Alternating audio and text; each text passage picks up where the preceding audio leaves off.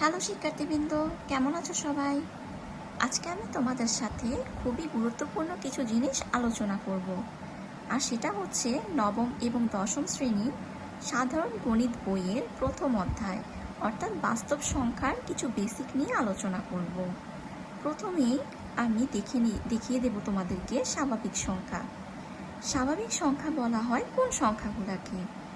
1, 2, 3, 4, তারপর আমি dot dot দিয়েছি। ডট ডট মানে হচ্ছে 4-এর থেকে বড় একেবারে যত পজিটিভ সংখ্যা আছে প্রত্যেকটা সংখ্যাই হচ্ছে আমার স্বাভাবিক সংখ্যা।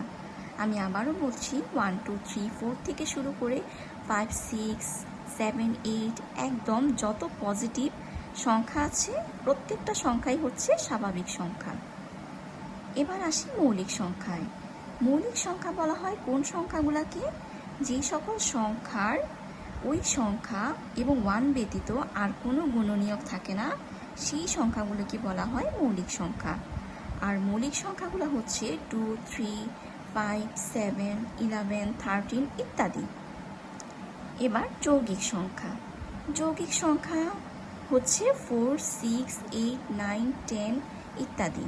অর্থাৎ যেই সংখ্যাগুলিকে ভাঙলে ওই সংখ্যা এবং 1 ব্যতীত আরও কোনো সংখ্যা গুণনীয়ক হিসেবে পাওয়া যায়, সেই সংখ্যাগুলোই হচ্ছে যৌগিক সংখ্যা। যেমন 4, 6, 8, 9, 10, তারপর 12, 15 এই প্রত্যেকটা সংখ্যাই হচ্ছে আমার যৌগিক সংখ্যা। এবার হচ্ছে আলোচনা করব সহমৌলিক সংখ্যা নিয়ে।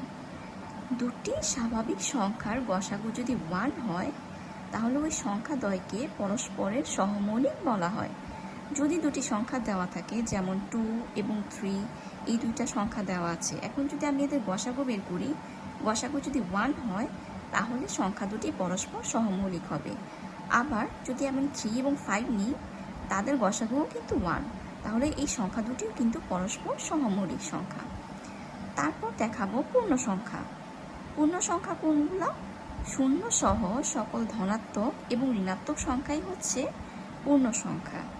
শূন্য সহ সকল ধনাত্মক এবং ঋণাত্মক সংখ্যা, অর্থাৎ মাইনাসের দিকে যত মান আছে, যেমন -10 হতে পারে, -5 হতে পারে, -4, -3, -2, -1, 0, 1, 2, 3, 4 ইত্যাদি প্রত্যেকটা সংখ্যাই হচ্ছে পূর্ণ সংখ্যা। এবার দেখব ভগ্নাংশ।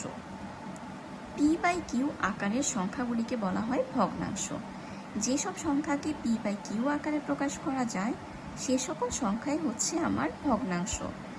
যেখানে q is not equal 0, অর্থাৎ q is not equal 0, q 0 হবে না। অবশ্য q যদি 0 হয় সেটা কিন্তু একটা অসংজ্ঞায়িত সংজ্ঞা হয়ে যাবে। আবার কিউর মান 1 হওয়া যাবে না, কিউর মান কিন্তু 1 হবে না, কারণ 1 হলে সেটার ভগ্নাংশ থাকে না, সেটা পূর্ণ সংখ্যা হয়ে যায়। এবং কিউ দ্বারা পি নিঃশেষে বিভাজ্য নয়, যেমন 2/3, 3/5, 4/7 এই ধরনের সংখ্যাগুলি হচ্ছে আমার ভগ্নাংশ। এখন যদি p3 আর q1 হয়, 3/1 মানে হচ্ছে 3, সেটা কিন্তু ভগ্নাংশ নয়, সেটা কিন্তু আমার আবার পূর্ণ সংখ্যা হয়ে যাবে। এবার হচ্ছে প্রকৃত ভগ্নাংশ। p is less than q হলে সেটি হচ্ছে প্রকৃত ভগ্নাংশ, যেমন 3/7। p হচ্ছে লব আর q হচ্ছে হর।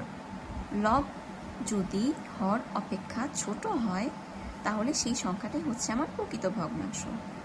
আর অপ্রকৃত ভগ্নাংশ হচ্ছে যদি p q অপেক্ষা বড় হয়, সেটি অপ্রকৃত ভগ্নাংশ, যেমন 7/3, অর্থাৎ লব হর অপেক্ষা বড়, অর্থাৎ p is greater than q। আজকে অনেকগুলি সংজ্ঞা তোমাদের সাথে আলোচনা করেছি, আশা করি তোমরা সবাই বুঝতে পেরেছো। আজকে এ পর্যন্তই। ভালো থাকো সবাই, আল্লাহ হাফিজ।